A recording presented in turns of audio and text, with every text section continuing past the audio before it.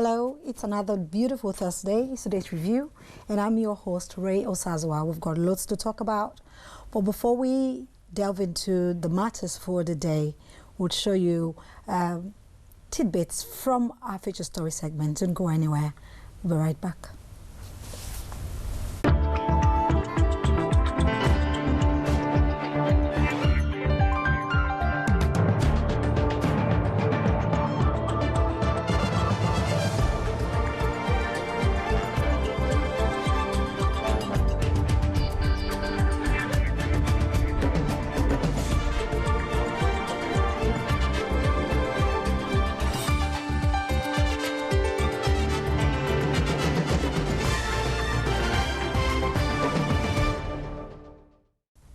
Welcome back. I've got in the studio with me two amazing women. I've got Fiona. Hello, Fiona. Hello, Ray. And I've got Justina. Hi, Justina. Hello. We're going to have a beautiful time today talking about some really interesting articles. We are starting the program with, it's like a debut to an amazing woman, Dame Zaha Hadid, who has just been awarded the Riba Gold Medal for architecture.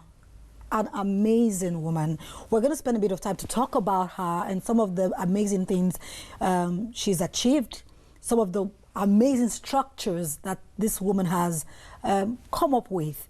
But before we do that, we'll show a beautiful clip, just detailing the work of this amazing woman in the last 30 years. According to Forbes, she's one of the most influential women in the world. So we'll watch that clip, and when we come back, we'll talk about Dame Zaha Hadid.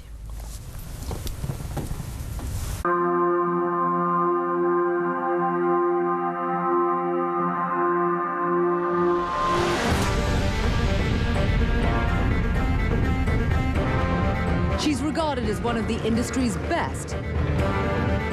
One of the most prolific and lauded architects of our time.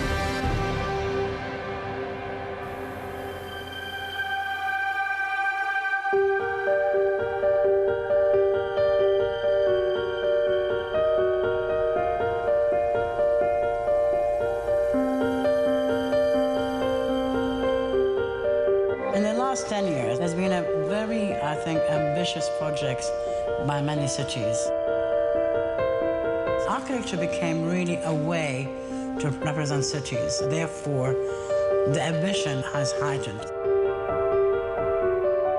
She's an engineer as well as an architect. That hasn't in any way detracted her beautiful aesthetic sense, but it has given body to her work as well. She knows what she's doing.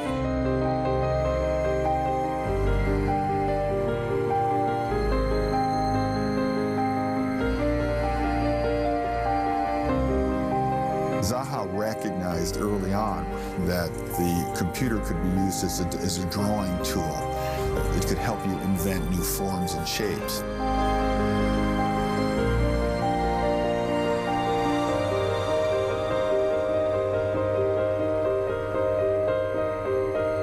What an extraordinary contribution she has made to architecture.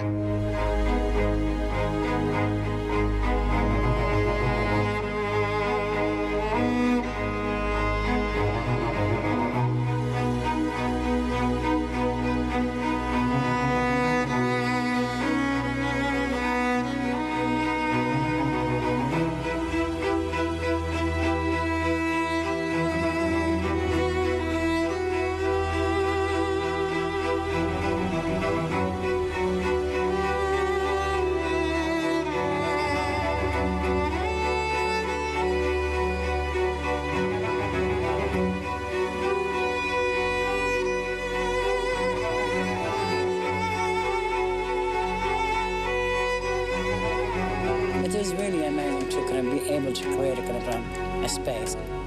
If you have a concept, it could apply to many layers, to a very small thing and to a very large thing.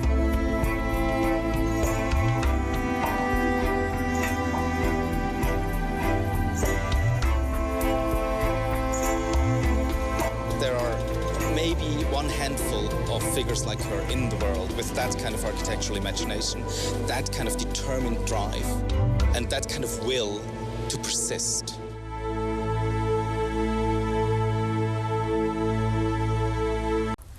Wow, amazing. Really amazing. Amazing. The report says Dame Zaha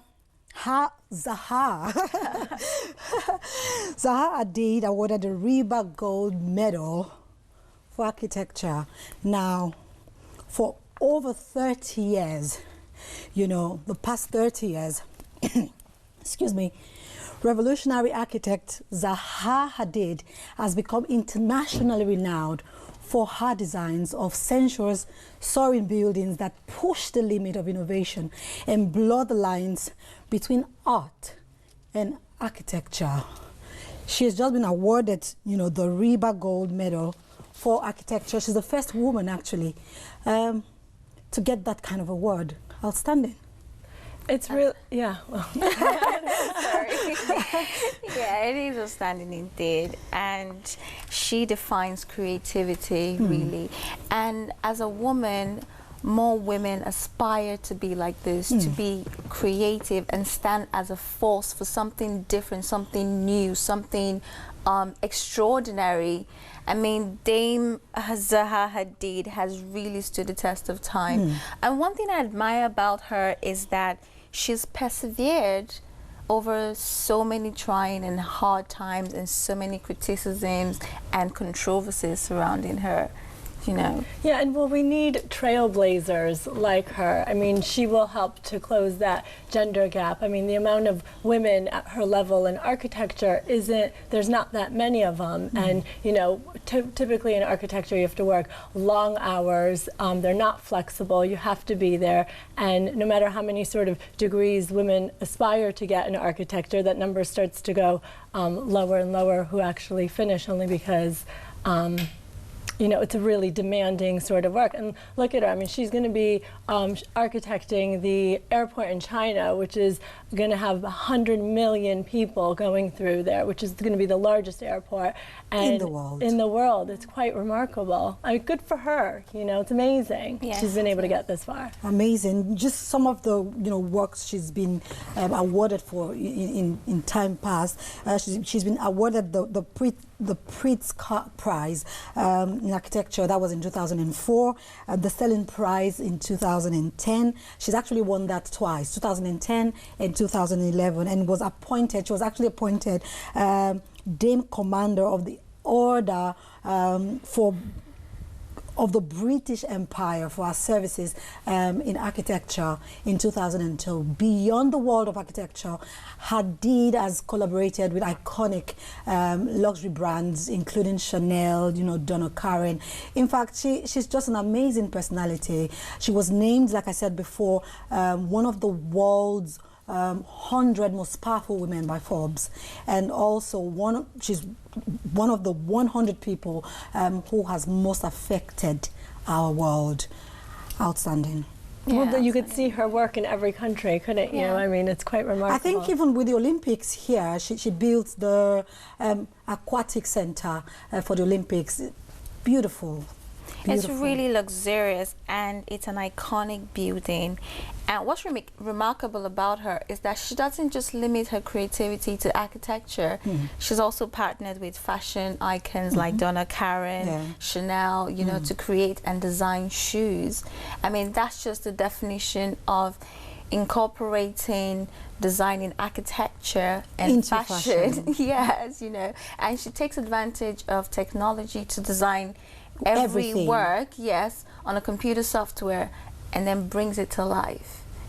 That's just the definition. Amazing, just a huge inspiration to women all over the world. Absolutely, absolutely. Congratulations, Dame Zaha Hadid. Quickly, we'll move on, and we are going to be looking at something that's it's out there in our faces. It's part of technology. It's what we use every day. We want to talk about artificial intelligence. I don't know. I have a vague idea, you know, of what artificial intelligence is, like I just said, it's in our faces. We use it every day. But maybe, Fiona, you could help us just throw a bit more light on the term artificial intelligence. Now, artificial intelligence is so much more beyond a singular definition. Excuse me. Now, it has to do with giving intelligence or programming a software to carry out human functions. Now, we have it on our phones, we have it on our computers, we have it, you know, everywhere in the medical laboratories. And artificial intelligence is something that a lot of companies, including Microsoft and Apple and Google, even Facebook, is using to create a new world. So how is artificial intelligence going to affect our lives in general? We're talking our jobs, you know, domestically. How does this affect us as individuals, as corporate organizations, as a world generally? Now, artificial intelligence does actually make the work easier for a human being in terms of human functions and the things that we're able to do as human beings. Now, you can go on Siri, and Siri is like a virtual assistant. Now, they have other softwares like Microsoft's Cortana, which is a virtual assistant that assists you in day-to-day activities. And not just that, they also implement artificial intelligence in the laboratories, and they're finding out that these softwares that are programmed to carry out specific functions are curing cancer. Now, this is proven? Is this proven? This is tests proven. Now, they haven't carried out this, you know, to the public domain, but several tests have been carried out to show that this programming works. Mostly for, you know, new inventions and anything technological, there's always a side effect or a negative side to it. What are the negative sides to artificial intelligence? Because when you think artificial intelligence, it's just way beyond programming. We're looking at, you know, robots. We're looking at autonomous weapons, which, you know, can go wrong. We've had great minds, you know, great, you know, scientists that are actually coming together to say, hey, we need to watch this, because the future of this could actually wipe out, eliminate the whole of humanity, so to say. So why is there a school of thought that thinks artificial intelligence could be, on the one hand, you know, a lot of gain to the world, because, like you said, the use of it could cure some certain ailments, but there are big wigs who are also shouting, hey, we need to beware here. So why is that? Now, the thing is, with this programming software, it carries out the functions that has been input into the software, whatever software it is, if it turns out to be a robot or if it's just, you know, a computer software that carries out functions. It has the potential of being dangerous if misused. Now, we hope that people would not take this, you know, use this as a disadvantage for the rest of the world.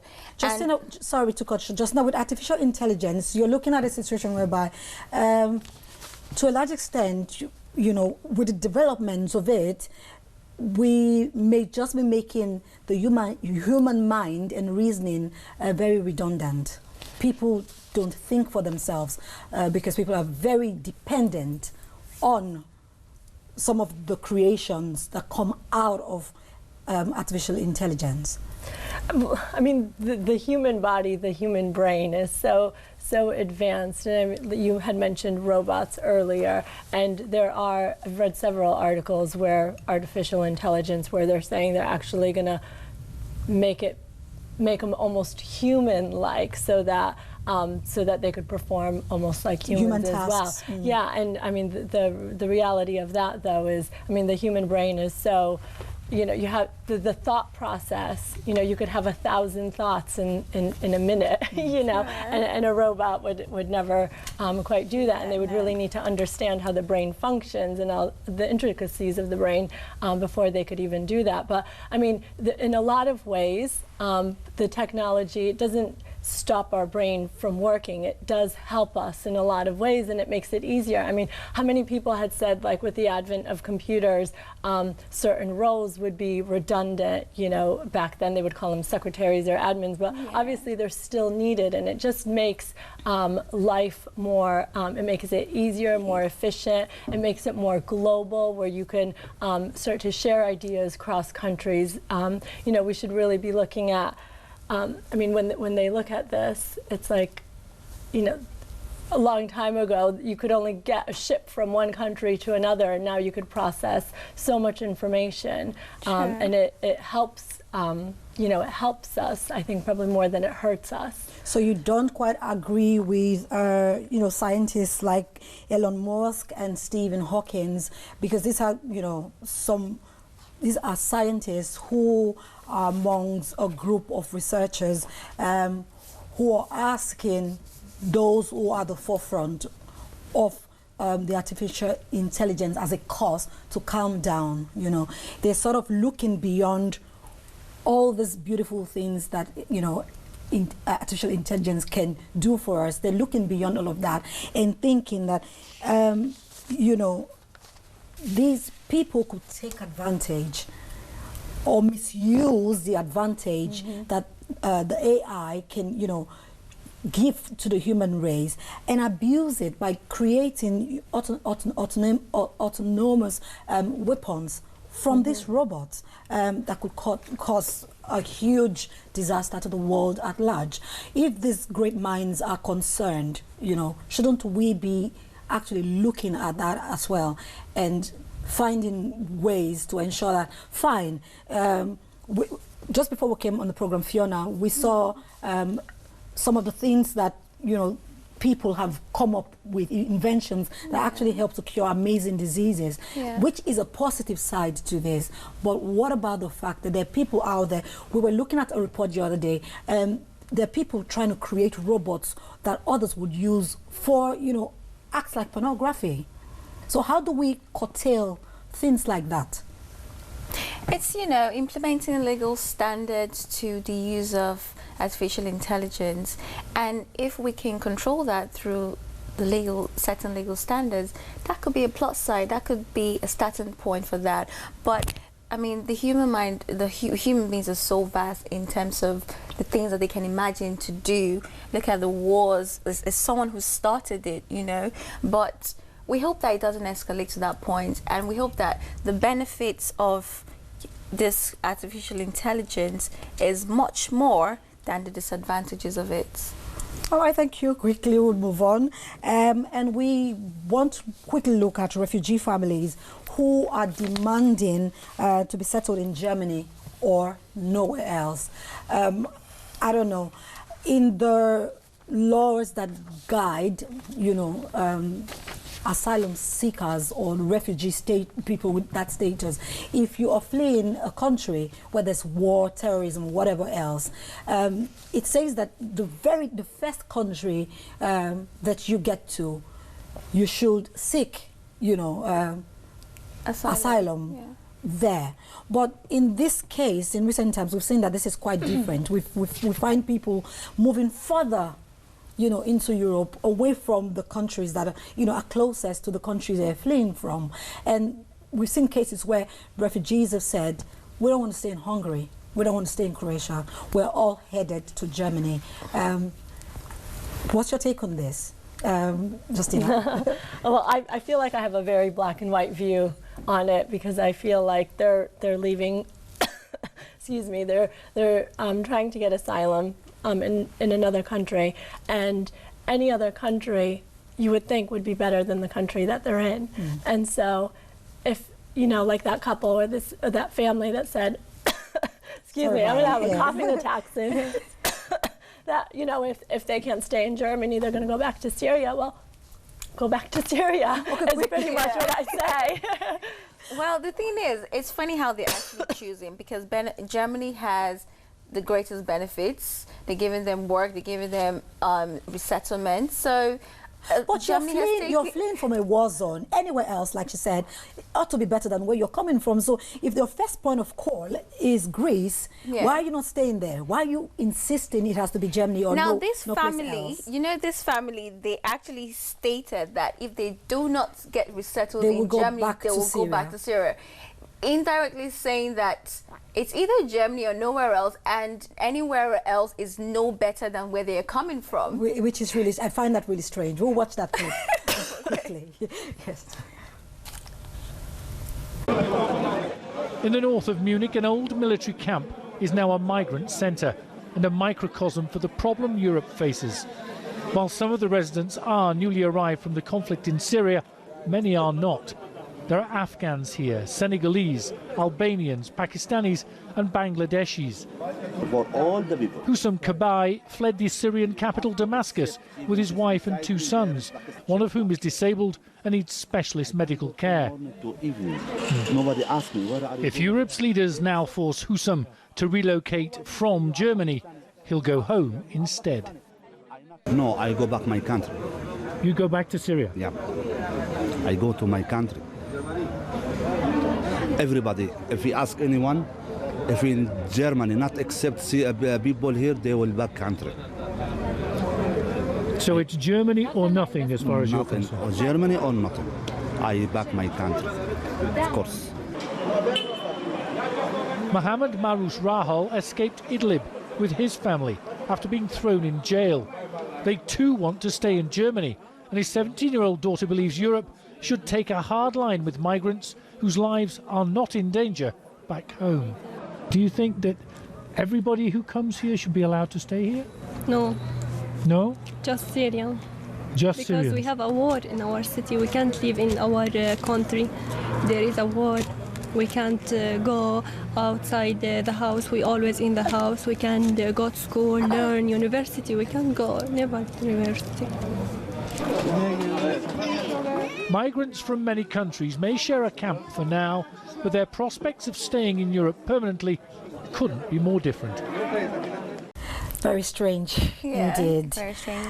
All right, quickly we would move on. We are coming back home here in the UK and want to quickly look at the topic pensions. Now, Justina, as of April 2015, changes in legislation now mean that in the UK you can actually withdraw cash from your pension provided you are 55 or older.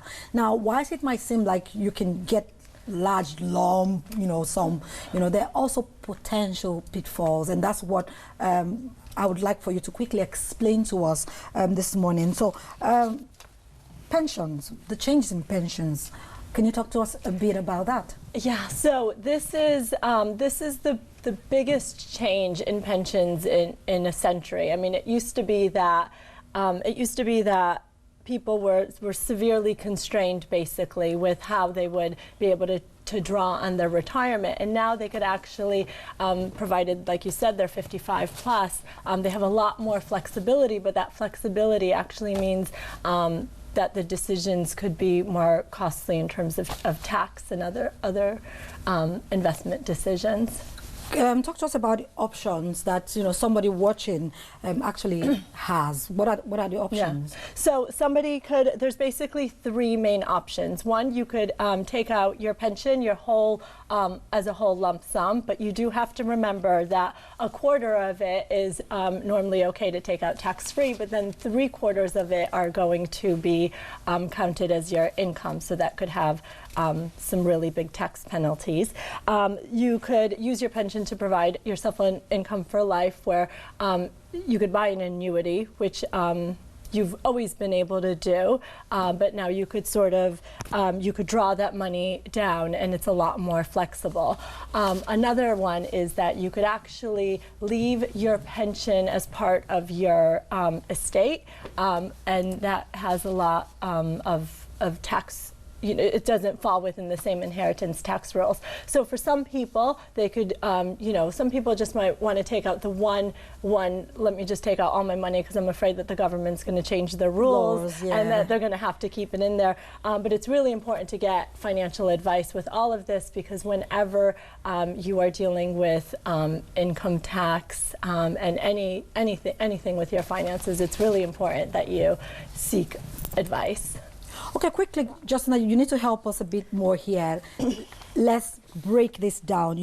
Now someone, like you said, can take all their funds out in cash, right? For someone who wants their money like right now. Can you tell us, what does this pension changes mean for that kind of person who wants to take their cash out right away? Yeah, so for them, the biggest thing is, again, they could take the quarter out tax-free, but then that the remainder of that, 3/4 of that, could be taxed as high as 45%, depending on what sort of tax band you are on. So you could actually lose half of it by taking it out. Some people want to take out all their money and then get a buy-to-let property, let's say, and for some they might think that that's a good thing to do. But again, those tax implications, whether you do that, whether that's a sound investment or not, is something else. But those tax implications could be really big. For the person who wants to leave, a lump sum to their families, what do they need to consider? Well, for they could leave their pensions in their estate, and their children could also leave it on to their successors, which is an amazing thing to be able to have. No losses, you've got nothing to lose. No, yeah, but you really need to make sure. I mean, some people, if they can leave their whole amount of their pension to their children, they probably don't need to draw on that, so well done for them for sort of getting to that point. Okay, I know there's so much more to talk about pension, but we've actually run out of time. Hopefully next time we would take a more holistic look at pensions, because there are lots of people out there who want to have a better understanding of how the new pension scheme actually works. Yeah. But I was just going to say, and for some people, they might want to be able to, take their money out over a period of different years so that their tax situation changes. Thank you so much. All right, thank you so much, Fiona. Thank you for being on the program today. Until same time next Thursday, we would say goodbye and do have a beautiful, beautiful weekend. Bye now.